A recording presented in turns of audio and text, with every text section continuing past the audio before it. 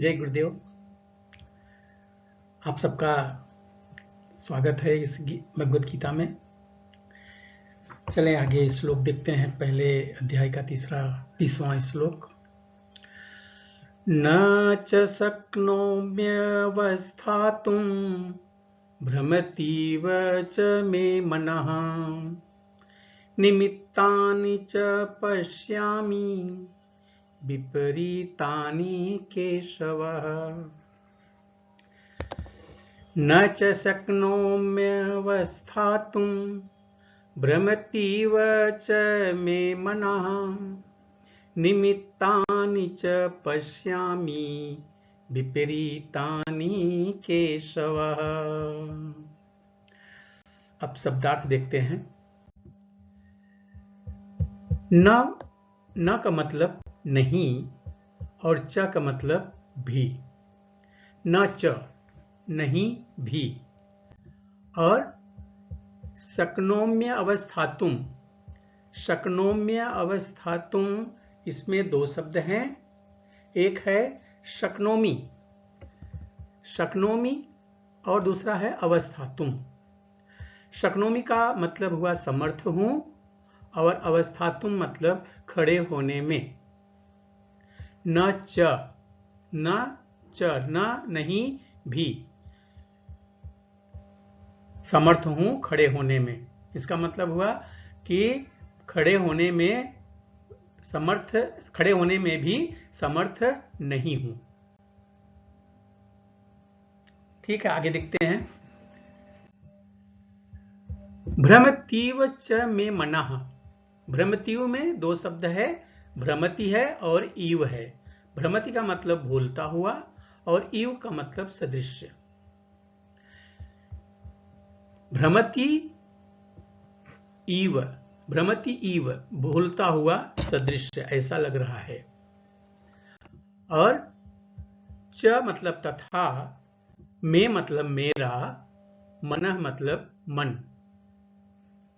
क्या मतलब हुआ इसका कि मैं भूलता हुआ ऐसा सदृश ऐसा मैं खुद को भूल रहा हूं ऐसा। निमित्तानि कारण है, कारण। च मतलब भी, पश्यामि देखता हूं, विपरीतानि बिल्कुल उल्टा, केशवः हे केशव। केशव का मतलब कैसे केशव नाम पड़ा? उन्होंने केसी असुर को मारे थे कृष्ण ने, तब से उनका नाम केशव पड़ गया। कभी बताएंगे इसको कि केसी असुर कौन था, कैसा था। अभी इतना समझ लिए, केसी असुर को मारा था उन्होंने, तभी से उनका नाम केशव पड़ गया था। तो केशव से कह रहे हैं, केशव मतलब कृष्ण से कह रहे हैं। अब सब मिला के क्या अर्थ बन के सामने आएगा कि नहीं भी असमर्थ हूं खड़े होने में, भूलता हुआ सदृश्य तथा मेरा मन जो है वो कुछ भूलता हुआ ऐसा। आगे क्या है? निमित्तानि पश्यामि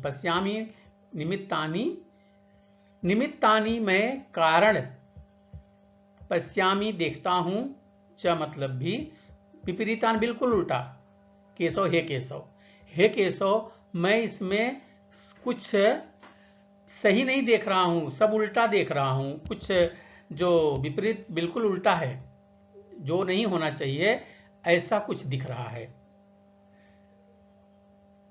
मतलब कहने का मतलब यह है कि अर्जुन जो है वो कह रहा है कि जो कुछ भी यहाँ पे हो रहा है मुझे, मेरे साथ, वो कुछ अच्छा नहीं हो रहा है, क्योंकि यहाँ पे मैं अधिक देर तक खड़ा होने में समर्थ नहीं हूं। मैं यहाँ पे बहुत देर तक खड़ा नहीं हो सकता हूं। मैं अपने खुद को भी भूला जा रहा हूं, ये भी बात है।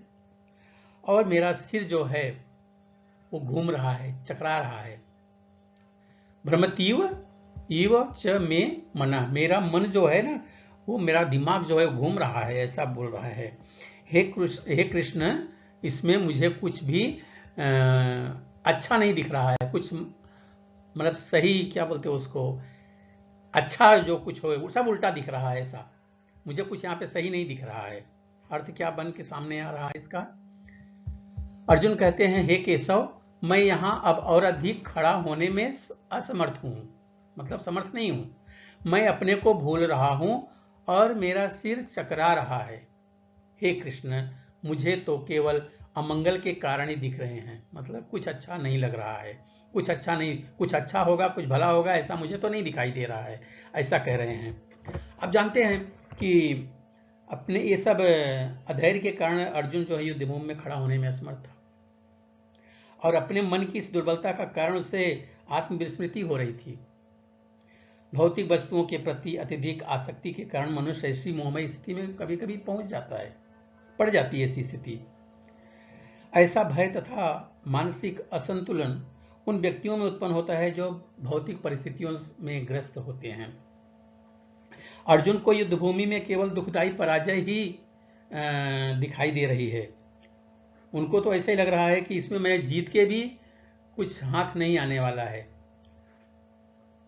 शत्रु पर विजय पाकर भी सुखी नहीं होगा, ऐसा अर्जुन को लग रहा है। और मनुष्य जब अपनी आशाओं में केवल निराशा दिखती है, तभी वो सोचता है कि मैं यहाँ क्यों हूं, मैं यहाँ क्यों हूं।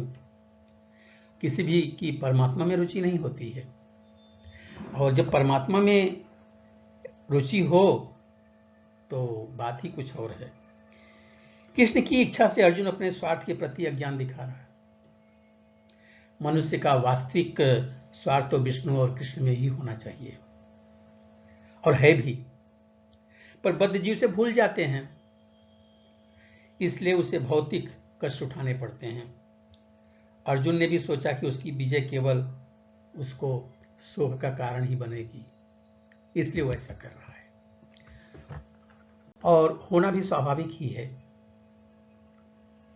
मुझे लगता है कि आपको समझ में आ गया होगा।